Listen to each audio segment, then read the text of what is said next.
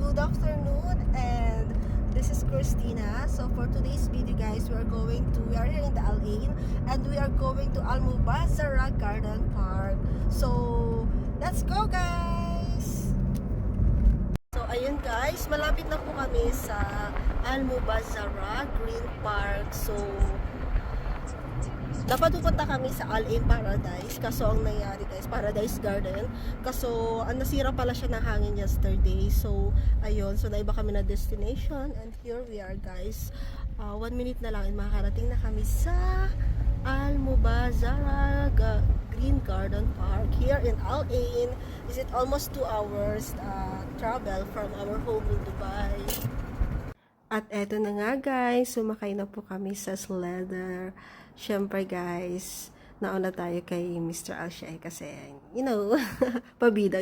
Pabida talaga. Ayan, so nasa likodan ko siya guys. Ang aking taga-video actually, nagbibideo din ako for myself. Pero syempre, nagbibideo din siya. And, ayan guys, actually this is my first time to do sledder, pero worth it guys, talagang sa una pero medyo kinakabahan ako, pero hindi naman pala guys, na-enjoy ko siya to be honest.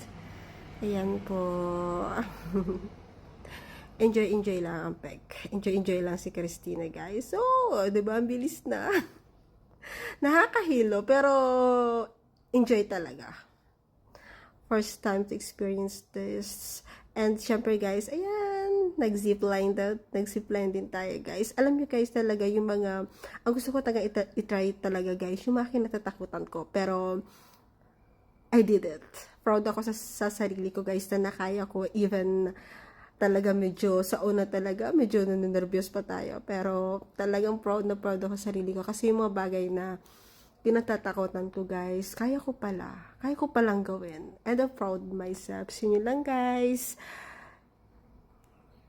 Thank you for watching. Thank you for spending time to watch my videos guys. So, ang sarap lang sa pakiramdam, diba? So, bye. God bless everyone.